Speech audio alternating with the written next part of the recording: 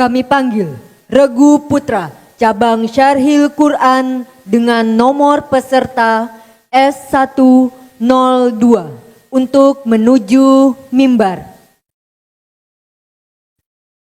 Regu Putra dengan nomor peserta S102 akan membawakan syarahan dengan judul Menampilkan Islam yang Rahmatan lil Alamin di Kalimantan Tengah.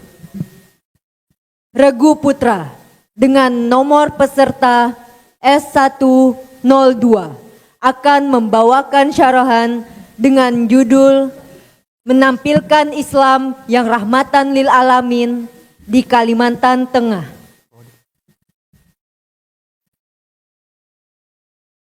Disilahkan.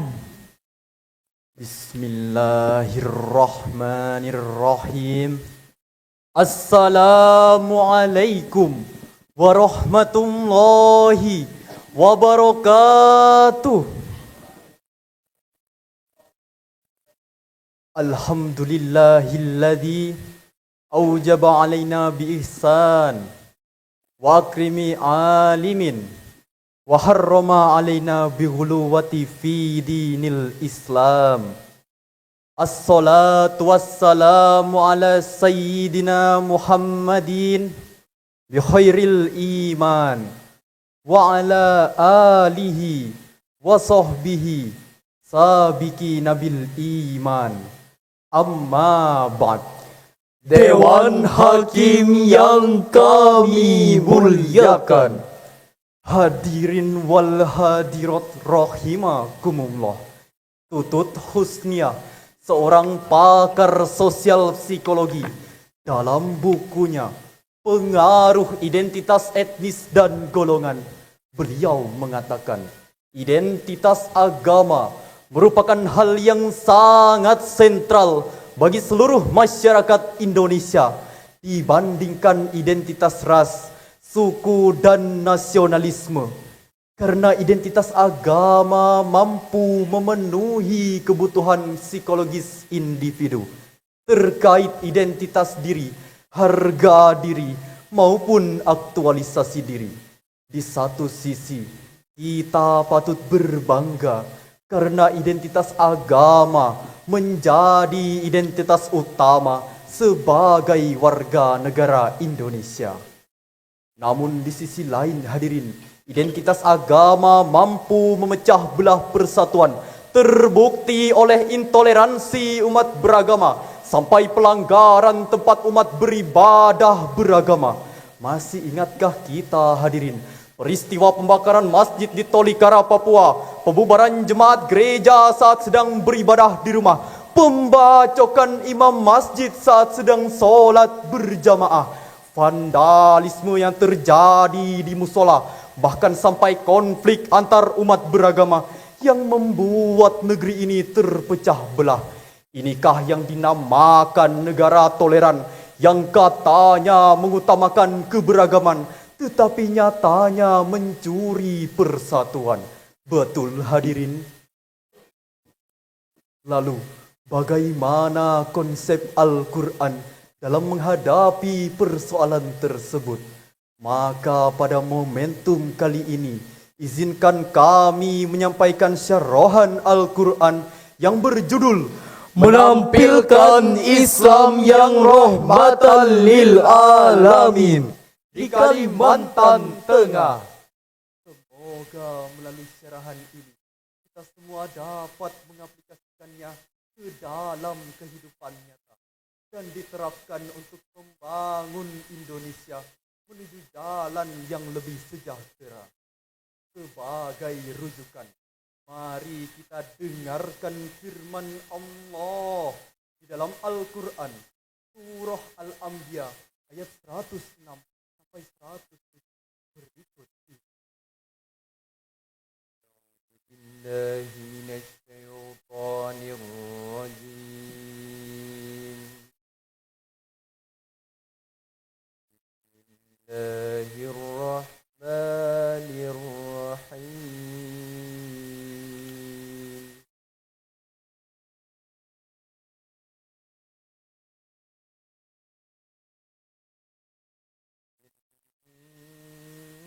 في هذا لبلاغا لقوم عابدين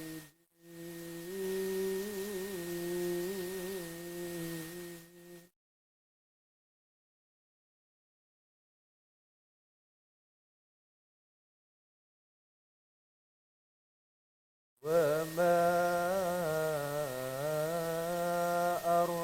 أرسلناك إلا رحمة للعالمين.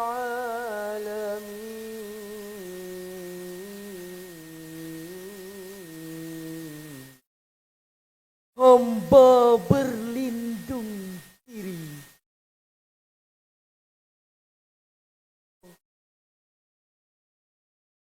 dari godaan syaitan yang terkutuk dengan menyebut nama Allah yang Maha Pengasih lagi Maha Penyayang. Sungguh apa yang disebutkan dalam Al-Quran ini benar-benar menjadi petunjuk yang lengkap bagi orang-orang yang menyembah Allah. Dan kami tidak mengutus engkau ya Muhammad, melainkan untuk menjadi rahmat bagi seluruh alam.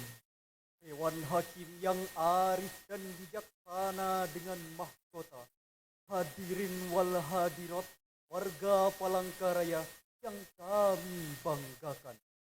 Syekh Abu Fida Ismail Ibnu Katsir dalam tafsir Ibnu Katsir jilid 5 halaman 338 beliau mengatakan, Nabi Muhammad SAW diturunkan oleh Allah bukan semata-mata untuk membinasakan orang-orang yang tidak beriman, melainkan untuk menciptakan perdamaian dan menjadi rahmat bagi seluruh. Hal ini sejalan di dalam Al-Quran, surah Al-Baqarah ayat 143. Allah Subhanahu wa Ta'ala menyebutkan satu terminologi yang berkaitan dengan moderasi beragama, yakni kalimat ummatan wasaton.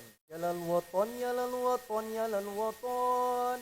Hubbul waton minal iman.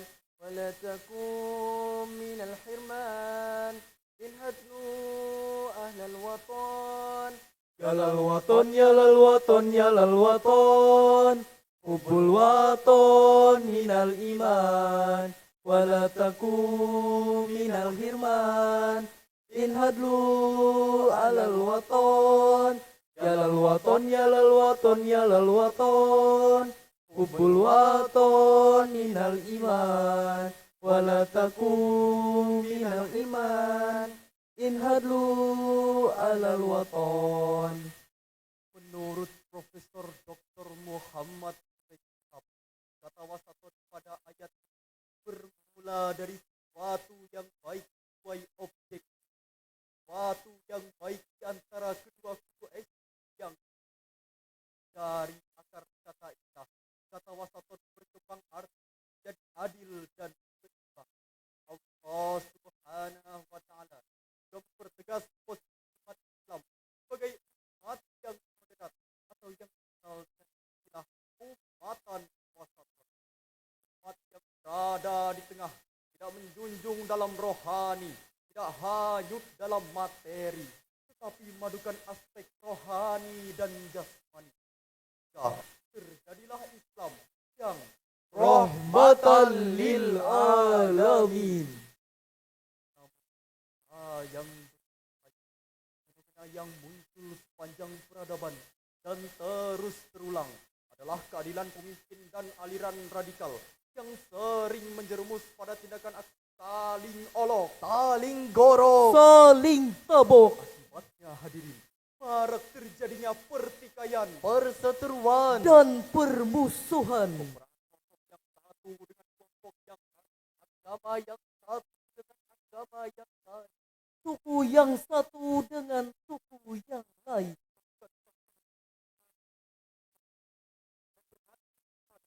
pembunuhan satu sama lain.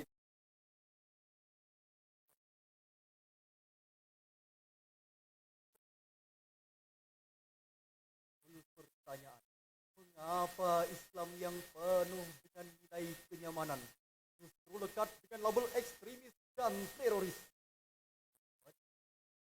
Karena ada sebagian umat Islam yang berlebih-lebihan dalam beragama, atau yang dikenal dengan istilah hulu. Dari Ibnu Abbas radhiyallahu anhuma diriwayatkan oleh An-Nasa'i, Majah Ibnu Hibban, Rasulullah sallallahu alaihi wasallam bersabda, jauhkanlah diri kalian dari berlebih-lebihan dalam beragama, karena sesungguhnya sikap hulu telah membinasakan orang-orang sebelum itu. Hadirin, moderasi beragama harus kita terapkan untuk merubah wajah Islam yang sebelumnya dikenal dengan Islam yang fanatis, Islam yang teroris, Islam yang ekstremis. menjadi Islam yang damai, Islam yang nyaman, Islam yang tenang. serta menjadi rahmatan lil alamin. Amin, amin ya rabbal alamin. sebagaimana yang tercermin indah di dalam Al-Quran, Surah Al-An'am ayat 108 berikut ini. ولا تسبوا الذين يدعون من دون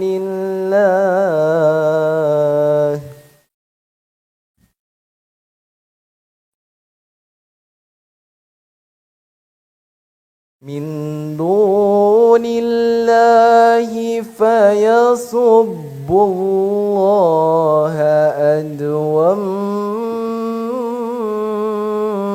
بغير علم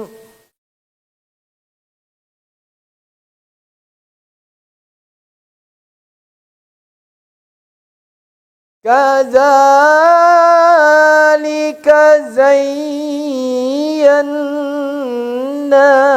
لكل أمة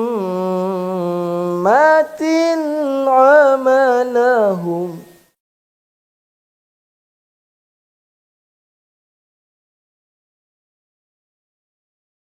ثم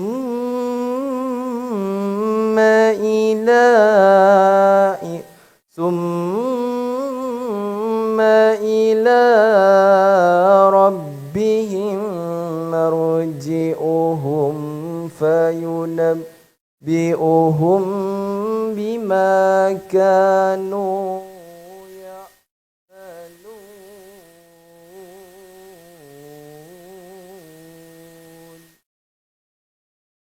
صدق الله العظيم. Dan janganlah kamu memaki sesembahan yang mereka sembah, karena mereka akan memaki Allah dengan melampaui batas tanpa dasar ilmu pengetahuan. Demikianlah kami jadikan setiap umat menganggap baik pekerjaan mereka. Kemudian kepada Tuhan tempat kembali mereka. Lalu Dia akan memberitahukan kepada mereka apa yang mereka kerjakan. Maha benar Allah dengan segala firman-Nya. Hadirin wal hadirat yang kami muliakan, Imam Ali As-Sobuni dalam kitab Sofwatut Tafasir jilid 1 halaman 410 beliau menjelaskan Dan janganlah kamu menghina berhala orang-orang kafir. Allah Subhanahu wa taala juga memerintahkan kita untuk tidak menghina berhala orang-orang kafir. Karena di balik hinaan dan cacian itu akan timbul kerusakan, yakni mereka akan menghina Allah tanpa dasar ilmu pengetahuan. Konsep Islam yang rahmatan lil alamin mencoba memberikan gambaran kepada semua orang bahawa Islam selalu memudahkan dan mengasihi para pemeluknya. Hal ini juga menggarisbawahi konsep bahawa semua makhluk sama di mata Allah dengan jutaan latar belakang yang berbeda. Islam yang rahmatan lil alamin dapat tercipta melalui dakwah konsep rahmatan lil alamin.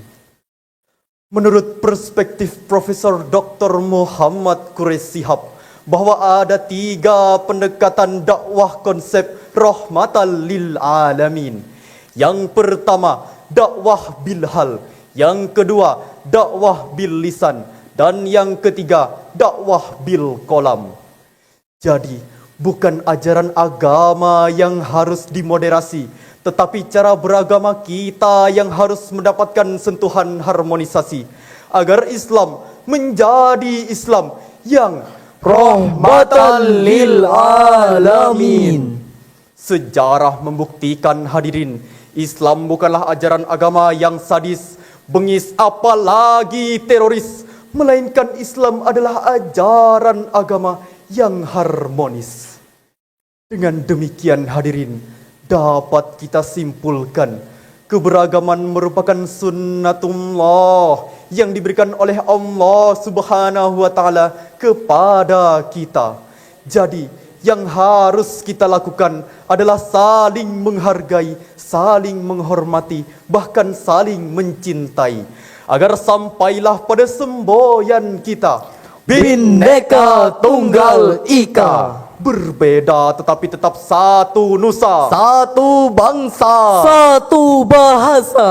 tanah air Indonesia. Bersatu kita teguh, bercerai kita runtuh. Demikianlah hadirin syarahan yang dapat kami sampaikan pada kesempatan kali ini. Sebelum kami mengakhiri penampilan ini, izinkan kami menyampaikan sebuah pantun. Palangkar Raya kota cantik nan indah. Pesonanya sejuk, menyejukkan jiwa. Semangat hadir di MTQ yang berkah, Selalu optimis menjemput juara. Atas kurang dan lebihnya kami mohon maaf. Wabillahi taufik wal hidayah. Wassalamualaikum warahmatullahi wabarakatuh.